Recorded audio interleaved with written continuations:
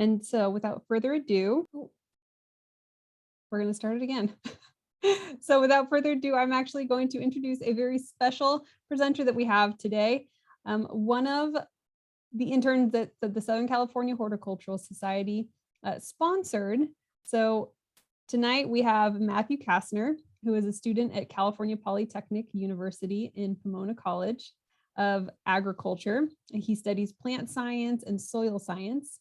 And Matt was born and raised right here in Southern California and graduated from Long Beach City College with an Associate of Science degree in physical science.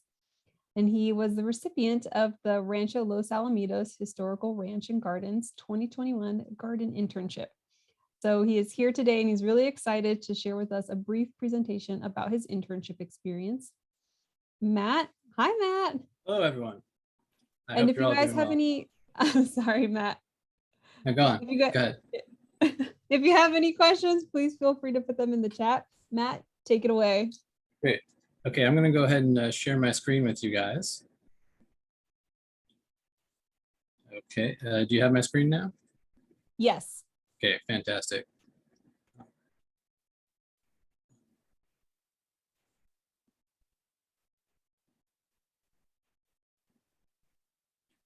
Okay.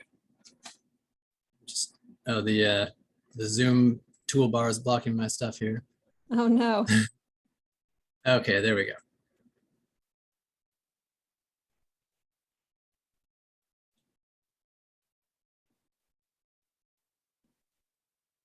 Okay. All right, does everybody have this? Are my toolbars visible for you too, or do you just see the presentation here? Well, Matt, we see the speaker settings. So I do see the presentation, but I also see the upcoming slide.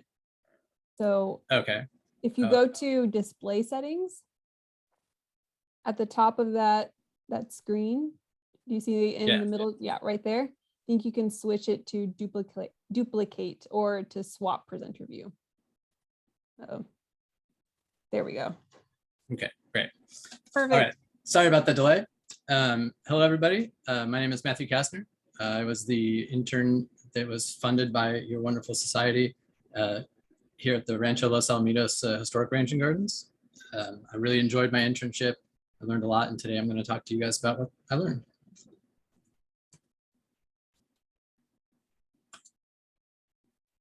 Okay.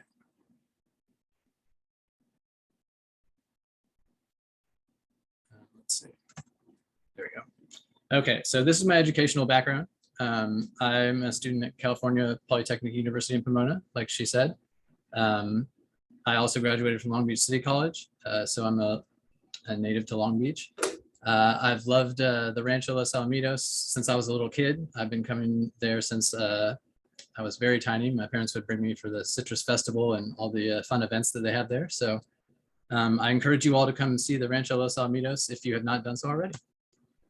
I would like to thank you all very much for the investment that you made in allowing me to do this internship. You at the Rancho, the staff, volunteers, and I thank you for your generosity and your confidence in this institution and your continued support for higher education within your community. This being a paid internship was awesome. Okay, so my internship is based around the Rose Garden, which is a historic rose garden. This variety right here is called Shot Silk. It was a picture taken at the Rose Garden here. During this internship, what was accomplished was a search of the Rancho's archives turned up historical documents relating to the Rose Garden. And I used those documents to perform an audit on the plant location diagram. And I corrected discrepancies in documents, and the documents now current and accurate accounting of the Rose Garden's population. Before there had been what was there, and now we have what is there. And we're in the process of identifying and marking every rose bush at the Rancho, of which there are many, many, many. And Karen Thompson, Linda Renninger, and I took a night class at Cypress College to learn how to operate geographic information system software, which we plan to use to map the Rose Garden. Okay, a special thank you to Karen Thompson and Sue Schweiger for the time and effort they both put into searching the Rancho archives to locate these documents for me. they gave me enough information to form an idea of the rose garden's composition and like aesthetic value at the time of its original planting. And this allowed me to identify any incongruities between the original garden plan and the garden as it is today. These are the relevant documents that we found here. Some order forms from the original planters, who are the Olmsted brothers. I'm sure many of you have heard of them. And then a plan for the rose garden. Okay, so this is one of the documents here. You can see that we've got a bunch of different names of varieties.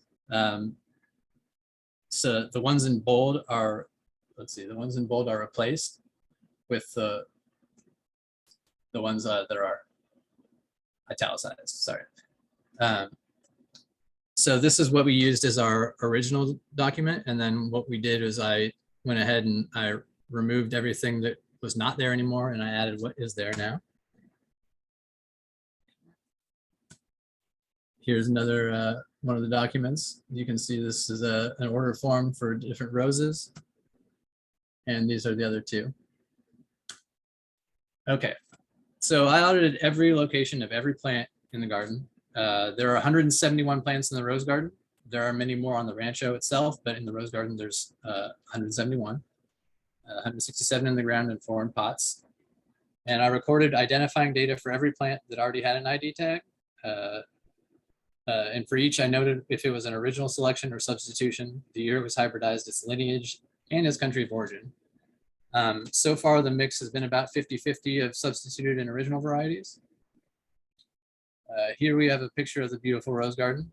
This was at a time when not a whole lot was blooming, but you can see the beautiful walkway we have here, this nice sundial. It's just really beautiful, serene place to be at the Rancho. Okay, so this is what we actually have now. Each one of these is the location of a plant. And they're fairly accurate as far as their location in relation to the rest of them as well. I didn't just go with what had been there, which was an estimated thing. Each one of these is about, located about in relation to the other ones as it appears here. Here are a couple more varieties that we have in the garden. This is Blaze, this is a climbing variety. And then this is Rêve d'Or, another climbing variety. Okay, so with the help from the Rosarians from the Heritage Rose Volunteers group, I've been identifying and recording the variety of every individual plant. Once identified, I write each plant's information on a permanent aluminum label, which I then tie around the plant's base so it can be easily identified later. Here's an example of this aluminum tags that says General MacArthur here, because this is the name of this variety of rose, one of my favorites. Okay, but many plants remain unidentified. You can only positively identify a rose if it's in flower, and many roses only flower once annually because these are historic roses. These aren't all hybrid tea roses where they flower all the time.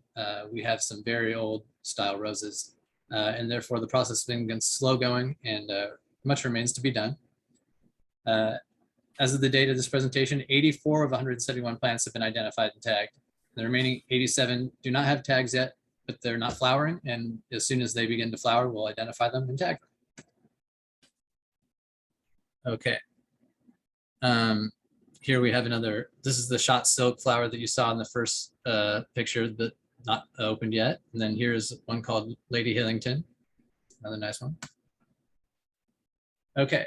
So for the GIS class, when taken as a whole, the amount of data associated with the plants in the rose garden is immense.